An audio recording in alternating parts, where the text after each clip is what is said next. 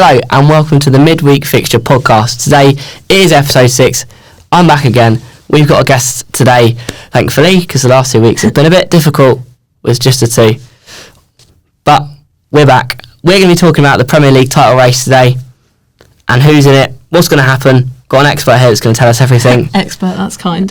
Definitely an expert. So, welcome, Annabel. Thank you for having me on the podcast, Louis. I'm Annabel Bassett. I'm a massive City fan and just overall football fanatic. I've supported City for quite a few seasons now, ever since I got into football in 2018 off of the back of the Men's World Cup. So, yeah, massive football fan, but naturally, as we're both doing a sport journalism course, I love netball, Formula 1, so yeah, love all sorts of sports and obviously writing and talking about them. Perfect. So, as you're a City fan, should we get straight into talking about Man City? Oh, do we have to? We're starting at City. We're going to go result on the weekend, but yeah. Go on, tell everyone what the result was. 2-1 against Bournemouth. Although to be fair, Bournemouth are doing incredibly well. So yeah, got to give credit to them. We were nowhere near as energetic as they were. Bournemouth's first ever victory against City. Yeah, I know. Had to come at some point, I guess, but obviously annoying because we wanted to make sure we were still in front, and obviously Liverpool now top the table. Unfortunately, due to Brighton's falling apart at the end. But do City always do this though? Give a bit of false sense of security and drop off? I'd like to call it a false sense of security to other teams, but I think it's just a natural sort of downward spiral in our season. So yeah, we do tend to pick it up. But yeah, as I said, I'd like to say it's performed and we know that it's going to happen, but naturally, as a City fan, you wouldn't want it to happen, especially because of how tight it is and how well Liverpool are doing. But yeah, no, it always does tend to happen, and I think we do go on a run after Christmas into the end of the season. So fingers crossed that happens, but every season's different, so you can't rely that that's going to happen again. So yeah, it's disappointing to have this sort of run, but I think this season we've had a lot more injuries as opposed to last, so you've even got more reason to have that dip in form, so yeah.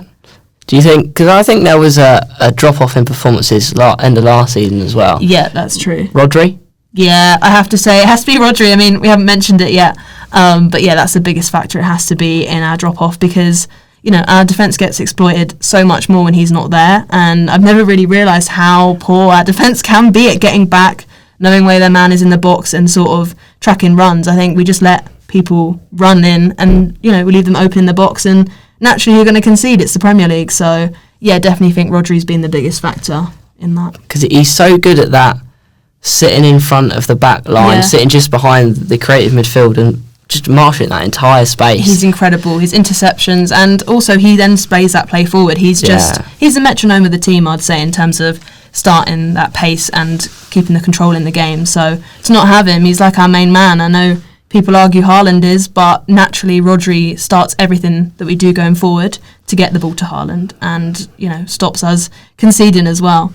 As we're on it, deserve Ballon d'Or? Oh, of course. I think it's definitely deserved. Obviously, there's been a lot of controversy and, talk about it over the last few weeks, especially from the Real Madrid camp. I think that was the biggest statement there, not even turning up. And I believe Vinicius posted on social media saying, if I have to do something else, I'll do it more, or I'll go 80 times more, which I think was uncalled for. I think you've got to be humble. That's a message City gave to Arsenal after their big celebrations when they drew with us at the Etihad. So I think City's main message has always been remain humble, and that's how you win titles. So yeah, I think it's something that Real Madrid potentially need to learn, but naturally they're going to feel aggrieved. I mean, Vinicius Jr. has been incredible, but personally as a City fan, seeing what Rodri does for us game in, game out, and naturally seeing results. Yeah, seeing the fact that he's not there and not getting the results, it makes so much sense to me, whereas Vinicius, naturally you could potentially rely on other players in Real Madrid if he was to get injured. Yeah. So, yeah. Speaking of being humble, what about cheating? Speaking about cheating. Well, there's obviously been a lot of progressions in the FFP and the sort of financial charges City are facing. And I believe we've won some sort of case against them. To a sponsorship, wasn't it? We definitely said something about how you can't have loan. There was something to do with loan deals. I'm not entirely sure, but we said Arsenal did a loan deal and that was allowed because it's like a loanee thing. Yeah, it was to do with not a sponsorship. It was the sponsorship from owners. Yeah, I think it was to do with that. So the likes of Arsenal, Brighton, have owe a lot of money to the owners. So that could be a big. Apparently, it's not going to be a problem because it doesn't come until No, exactly, next and year. that's sort of the rules, isn't it? Is City are being penalised for certain things, but then other teams are getting away with it because of the way you work around it. And I think naturally there is an incentive there from the Premier League, who are mainly owned, I would believe, by, they call them the cartel, which is like Liverpool fans and Manchester United fans. Got the red and the blue. Yeah, so I feel like naturally there is an agenda there to try and catch City out. And I mean, I watched a video on it on Typical City, who I think is a brilliant YouTuber for discussing topics about City and especially financial ones. And he basically just said that there's a lot of an agenda to try and punish City, but naturally, 115 sounds big, and that's why they went with that. But there's only technically 5 or 6 apparently, which the Premier League could really sue us on. So I think they should have probably gone with that and had a stronger case than these massive number of financial charges, which we can combat, I believe, with our lawyers. So, do you think it will play an impact in your title hopes? I wouldn't really call it hopes. I'd say more title guarantee, really. Really? I think the title race is definitely open. There's always people talking about the inevitability of City winning it, because we have done for the last 4. But I definitely think, it's not always inevitable. I think City are just incredible at picking up that late run in the season. But no, going back to your question, it was about do I think it will play a factor or a part really in the season? I don't think so. I think it's been mentioned a few seasons, and, there was a talk about a mass exodus of players if we were guilty, but no City player said they were going to leave. They were very concentrated on playing the games, and I think that'll be the same this season. None of them will let it get to their heads because Pep's told the team it's fine, they're dealing with it off the pitch, we just do what we do on the pitch, which I think if you tie it back into do I think we're guilty, even if there's a few financial charges which we've bent the rules on, there is definitely a right to say City have won the titles on the pitch. You can't get results without the players and the manager. I mean, look at United, all the money they've spent. I mean, we might have breached rules to spend a certain amount of money, but that doesn't guarantee you titles. Yeah, still, it's all to do with the players, isn't it? Yeah, for sure. The players win the titles. Yep, exactly. So that's the question that Man U have got to sort naturally with Amarin potentially coming in. If it turns out he can't even help United, then there's got to be a question over the players rather than the management. Anything else important for City, or are we moving on to Liverpool? I don't think so. I think it's just, I'm naturally, concerned about City because we aren't playing particularly well at the moment. I think, Phil Foden doesn't look half the player he was prior to the Euros. Coming off the back of last season, he just hasn't been in form. So I definitely think that's something to be concerned about. With our injuries, we need to rely on players like Phil Foden to step up. But at the moment, I feel like only Mateus Nunes is really helping us out right now. Yeah. He seems to be our creative spark, but then he gets into that final third and maybe his pass isn't so great. You see it with Doku. I think Doku's electric on the wing, but it's like you put the ball into a space where no one is. Like, look up and drill it in. So there's a lot to improve on, but in general, naturally, I have faith in my team. But it is concerning. We're in a bit of a tough blip at the moment, so we'll see. We've got Brighton next, so... We'll come on Saturday. Yeah, for sure, but it's going to be a tough one. Yeah? Yeah. Well, speaking of Brighton, on to Liverpool now. Yeah. Liverpool beat Brighton 2-1 at the weekend after, I'd say, a very good performance from Brighton and a very good 5 minutes from Liverpool. Ultimately won them the game off Salah, puts them to top of the league. Yeah. Slot is the first Liverpool manager, I believe, to win 8 out of his first 10 games. Wow, more than impressive. Klopp did. But the big question is for Liverpool is they're still an unknown quantity to an extent. Yep, what is that true. Second half of the season going to look like for Liverpool, like it did under Klopp? People knew that they were still going to have that energy and believe that they can win it. Yeah. What's it going to be like under Slot, though? I'm not sure. I feel like there are similarities for sure in the way they play. Like they press teams and they've got this creative energy when they go forward and they're still strong defensively, but I think that can come under question if they get some tough games like the 1st of December, I believe City are playing Liverpool at Anfield, so hopefully we'll give them a good game there and exploit their weaknesses in that regard. But no, I think in general Slot's done really well so far. I personally prefer his calm temperament to Klopp's sort of, more argumentative style of post-match and pre-match conferences. Fair enough. I feel like you can almost take to Arne Slot more as a manager, as I used to have a lot more, a grievance with Jurgen as the manager. So I think, they play similar style.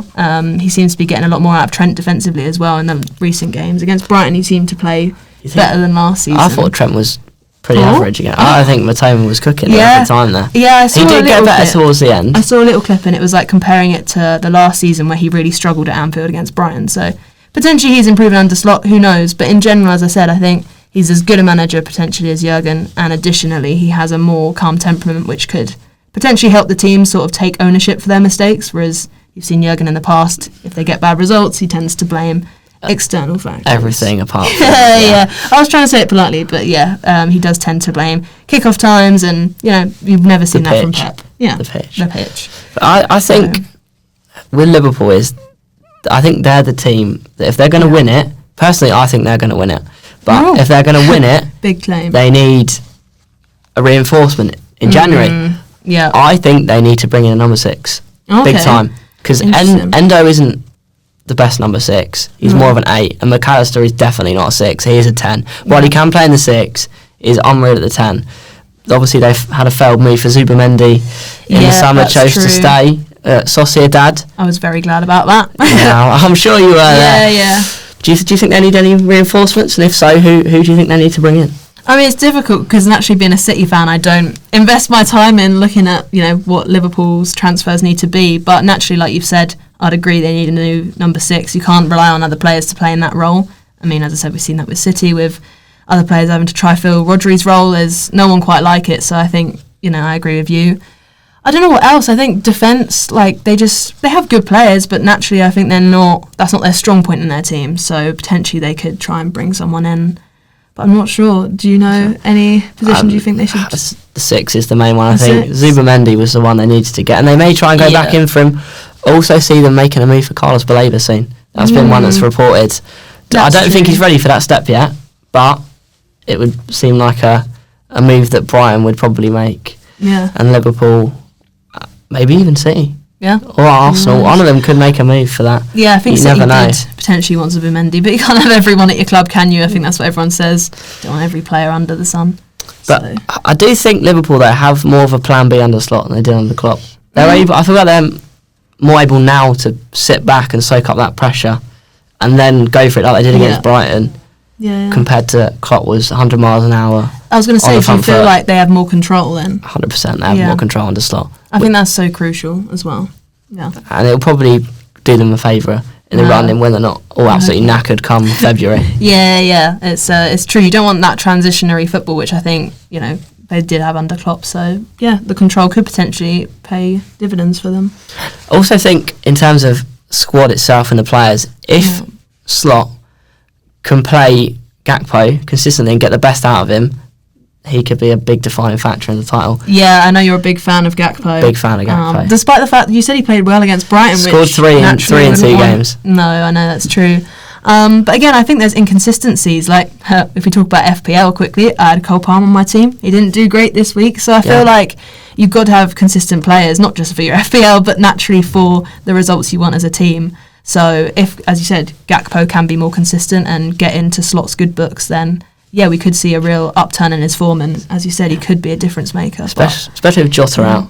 They need to give him some more game time. Yeah, it's very true. I think in any top squad, you've always got people competing for position, so you just need that run of form and a bit of luck go your way if there's an injury within the team. Perfect. So now we're going to move on to spoke about City, spoke about Liverpool. We're going to go with some special mentions quickly in the middle. First special mention. Ooh, Chelsea. Should we start with them? We'll start with Chelsea. They'll probably take out the bulk of these special mentions. I believe they're in 4th, right? Yeah. 4th? Incredible. Joint 4th, isn't it? There's quite a few teams on there on 18 with Villa. Points. Yeah. So they're both doing incredible. I think they're both our special mentions. Yeah, Chelsea and Villa, absolutely. Enzo Maresca, another part of the City allegiance. But no, he's proving good, and I think I keep going back to City, but Pep did mention the fact that Chelsea, we were glad to play them at Stamford Bridge early on because you're now seeing they're getting the results at home, which we thought would come as Enzo Maresca started to employ his tactics. And I think they're taking to it. Like when I watched Chelsea the other day, they just look so free-flowing. There's so much space on the pitch for them just to occupy. And I think, they're almost having a field day, as cliche as that sounds. Cole Palmer, I think even Jackson potentially could turn good for them. They've got sparks of quality within them, so they're doing really well, and I know no one discusses them as part of the title race, but arguably they are. Well, if they're on the same points as Arsenal, so why shouldn't they be included? They probably have too much squad depth. Yeah, they can field 2 11s. 8 goalkeepers, was it? Yeah, they filled a separate 11 to the league, to the Conference League. Wow. So squad depth could help them though. Could it cause unrest though? Yeah, I definitely think that's a problem. I mean, we saw that with Raheem Sterling in his statement before he moved. It was all about the fact that he was aggrieved he wasn't playing, and I think, as you said, that'll be a problem for Enzo to try and sort out, because there's going to be so many players who feel they deserve to play. Yeah, because they didn't register Cole Palmer in their Conference League squad. Did they not? Nope. Jeez. And then if you get to the latter stages, the team that got them to the final won't be the one that plays, because they'll play the likes of Cole Palmer, which then could cause even more problems. That's so unfair when you see that in like cup runs. I know Liverpool, I think, have done that before, where they play like Kelleher or someone, and then they get to the final and put in Alisson. And it's like, how can you do that when someone has deservedly, won that spot all the way to the final? But I guess it's ruthless decisions from a manager. Yeah, so. But not registering him is a bold statement. Yeah, big statement.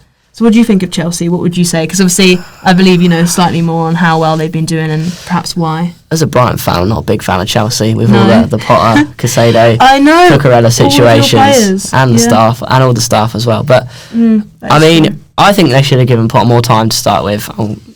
I think he would have been good for them. But yeah, agreed. Maresca, I do think he's a good manager. Yeah. He's got that style. Yeah. Pretty much the same as City. Yeah, I think everyone's trying to employ that out of the back sort of Pep way of playing. But I don't think they can win the league this year. No. I think this is definitely a big transitional year. They need a big window in terms of getting players out the door, as we've just said. But I think in the next year or two, they could be contenders. Yeah. But this year, they're going to win the Conference League. I'll be shocked if they don't win the Conference League. It's embarrassing if a club like Chelsea don't win the Conference League. And then they've got to get Europe this year. Yeah, you never know, though, because wasn't it Liverpool a few seasons back were in...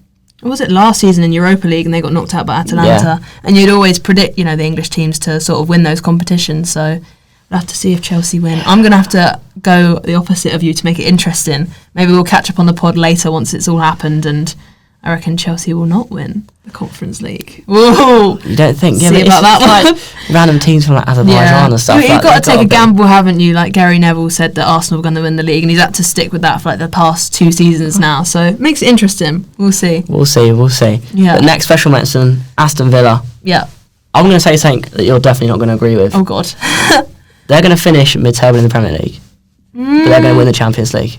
What on earth? Okay, that took me by surprise. I agree with the first part of it, but the latter, I don't know. I can't see Villa winning it. I mean, yeah, it's going to be a few amazing Champions League nights for their fans away and at Villa Park, but yeah, I don't see them winning the whole thing. 3 games, not conceding any of them. Beat Bayern Munich. That's true. I know. What a performance. They've got some tough fixtures coming up. They've got, I think they've got Inter at one point. I think they've got easier ones like Celtic. Yeah. So I think they're going to finish in the top 8. Is it the top 8 now? To go straight through.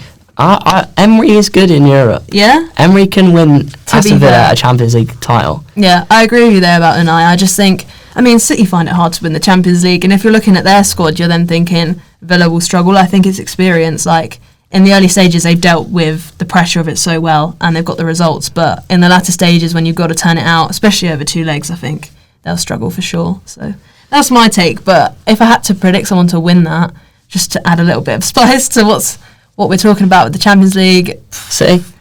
I don't know. No, I think we're going to struggle because of injuries and just we're not the team we were. I think there's definitely a question of hunger this season, which I see in Arsenal and Liverpool, potentially not in City because we've won it 4 times in a row. And yeah, but I think with the Champions League, probably Real Madrid. You can't look past them, I don't think, in the Champions League. I just can't.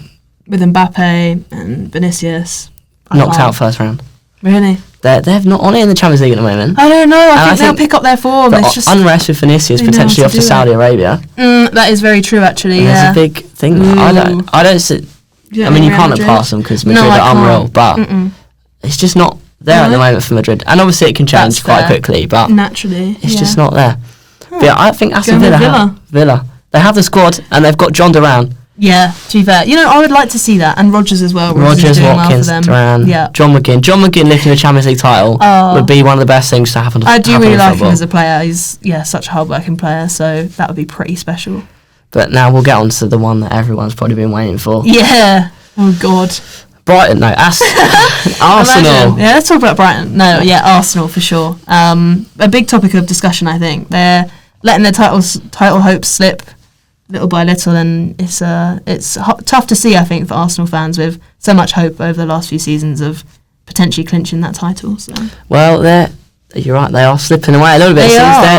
If they keep the same form, obviously it's all stats, everything means absolutely nothing. No, keep the current form, they're on course for 68 points, which probably just about gets them in Europe. Yeah, exactly. But the minimum nowadays is around 90 points. Yep. And you can only drop 24 on average. They've already dropped 12. Yeah. With a big second half. Mm-hmm. Yep.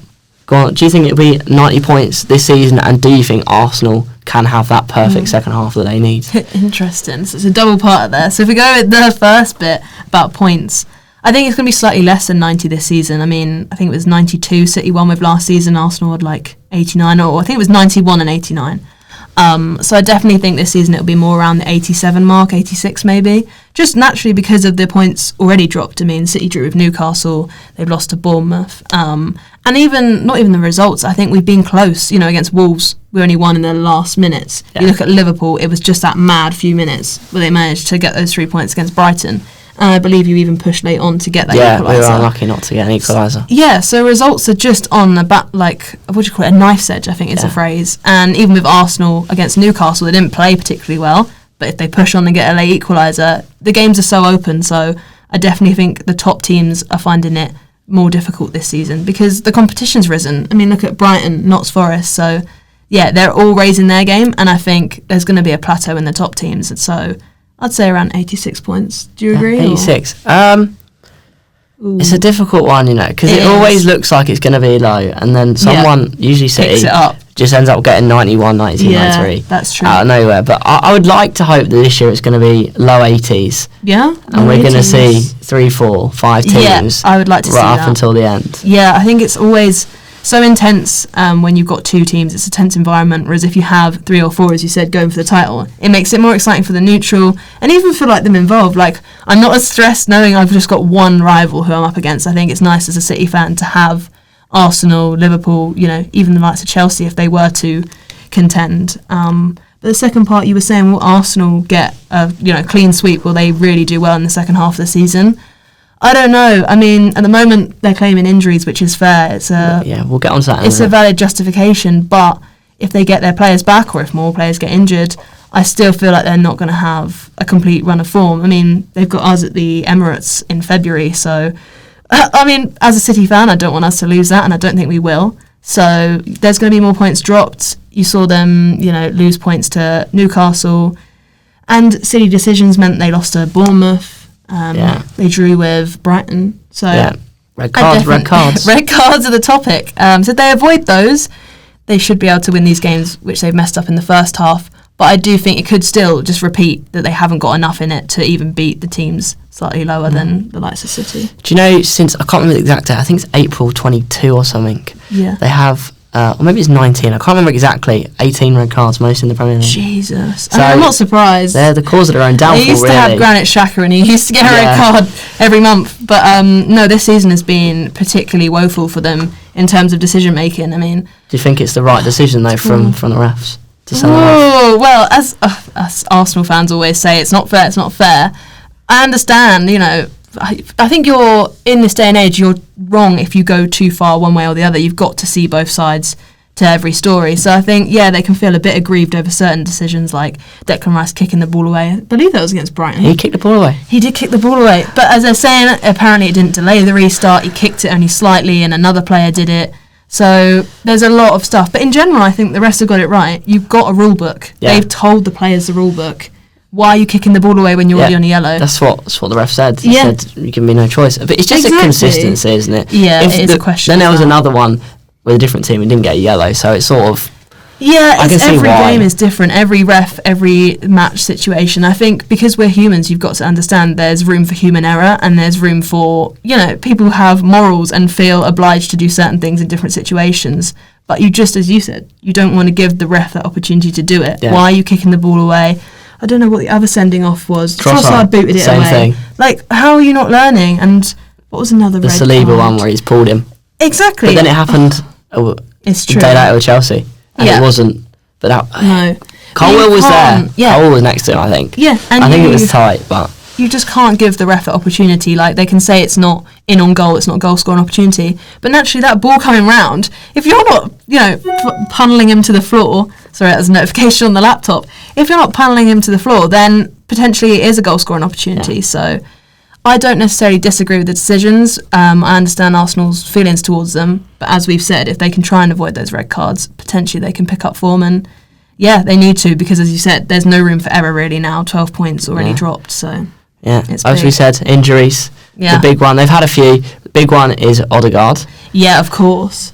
As you saw at weekend, Trossard, great player Trossard, Yeah, it's true. and he's been very good for Arsenal so far. But just the passing isn't Odegaard. It isn't an Odegaard pass. No, it's so true. Could them having Odegaard fully fit for the second half of the season and completely fresh be more important than having him now? Yeah, I think so, potentially. I mean, yeah, if you take away the red cards, even without Odegaard, they're managing to, sort of put in good performances. But yeah, I think he would definitely make a difference in the second half. As I said, they're not doing too poorly. They're still just about in it, I'd say. So if they get Odegaard in their team, it's going to be making such a big difference for them. And he is, in that way, almost a Rodri figure to their team in terms of his importance in that side of playing the passes out. And they have definitely missed him. But even then, you've got to look at City and Liverpool. There are injuries always to teams. And they've got their full squad pretty much, as long as they avoid the red cards, missing out with Saliba obviously in that big game against Liverpool. So yeah, I think it will be a big call, but not necessarily the deciding factor. You've got to play well as a team, not just rely on that one injury. But yeah, another big bit of news from Arsenal, which we'll go through quickly and straight on to the Edu leaving Arsenal Sporting Director to join up with the Forest owner, their group of clubs. Obviously, he won't just be Forest Sporting Director, he was going to be all the clubs. Wow. Will be a big loss for Arsenal, but more importantly, the team we haven't mentioned is definitely in the title race. Yeah. Not in the Forest. Yeah. Are they in the title race? That's the big question. Are they? I mean, mathematically, you have to say yes. Like, you cannot discount how good they've been under, I believe it's Nuno Espirito Santos. Yeah. But long term, naturally, you look at the types of Arsenal and City and Liverpool, and you don't really count, Nottingham Forest, and as you alluded to earlier, Chelsea probably aren't ready just yet. So, no, I wouldn't say they're going to be up there come the end of the season, but I still think they'll be pretty high. I think they can get Europe. Yeah? If Chris Wood, 6th or 7th. If Chris Wood continues his golden boot charge. Yeah, I know. I've got him in my FPL team and he's proving good. I can't. If I put him in, he's going to stop being rubbish. It's same with Danny Welbeck. Danny Welbeck, Haaland, Chris Wood, title boot for the golden boot. It's true. He is. He's up there for sure. But yeah, you're probably right. Forest aren't going to be up there come the end of the season. They can definitely get top 8, I think. Yeah, I was going to say like 7th, I'd imagine them. But then I'm like, who finishes above them? Well, I guess the Chelsea's, Go on then. We'll finish here with 7th. 2 big questions for you. Oh, God. What's your top 4? Oh. In order. He hasn't pre-warned me. Top 4 in order. Top 4, yeah. Oh, is that it? That's the first question. Yeah, I was prepared for a second one. I was like, top 4. Well, I'm going to have to go with City to win. Yeah. As you said, turn of form and just... I believe in my squad. Plus, Kevin should hopefully be back. Obviously, Rodri's going to be out for the season. But, yeah, we're going to go with City first. So I won't yak on about them. And then I'm going to go with second place. I'm actually going to have to go with Liverpool, naturally, because of the points Arsenal have dropped. And, I mean, I didn't expect Liverpool to be where they are now, come the beginning of the season. But, yeah, I think with the start they've had, they've got to finish second. God, we're looking at the likes of Chelsea, aren't we? And you've even got Villa up there. Come on, I think the third place has got to go to really to Arsenal. I was going to say that, but then I'm like, yeah, no, we're going to have to, because they've learnt from their red cards. I think that's going to be a good turning point for them, and if Odegaard returns. So yeah, I'm going to say Arsenal third, fourth. Go on, be rogue. Give us a rogue shout. Really? I was just going to go with plain old Chelsea. I still think that's a rogue shout, to be fair. Really? Considering their last few seasons. Yeah, I think for Champions League, for Villa will play a part in potentially not being able to do as well in the Premier League. It's a lot for any team to deal with, the amount of games. So yeah, we're going to say Chelsea because of their incredible squad depth. I know you meant to stick to your original predictions, but mine were City, Liverpool, Arsenal, West Ham. Oh, West Ham in fourth. We did a podcast on that. We're not going to discuss that now. I need to rewatch that one. Last question. City Brighton, 5:30 on Saturday. Oh, big one. Give us a prediction. Big one. Oh, okay, prediction. God, I was just going to ramble about how exciting it's going to be. It's going to be Brill. We're both going to be there as well, so I'll be giving him stick from the away end. No, I'm really joking. You won't hear us from the You're away at end. the other end, aren't you? It's too far away at the Amex. I'll just wave. But no, I think it's going to be a good game. I'm actually nervous, genuinely, because Brighton are doing incredibly well. They're at home. So, oh no. I'm going to have to go 2-2. I think it's going to be an easy game. 2-2 draw, yeah. Well, if Haaland's got that injury that we saw earlier. Exactly, in training. What on earth are they doing in training, giving him an injury? Yeah, I reckon 2-2 probably. Yeah? Depends who we've got back as well. Exactly, that is very true. But yeah. What's your prediction? Have you got one? My prediction? I'm going to nab mine now. Let's go rogue. Oh. Go on, back Brighton. 4-3. Whoa, to Brighton. 4-3 either way. Okay, 4-3 either way. That's exciting. I would love to see that. I want an exciting game. We want goals, don't we? There probably will be. We can't defend at the moment.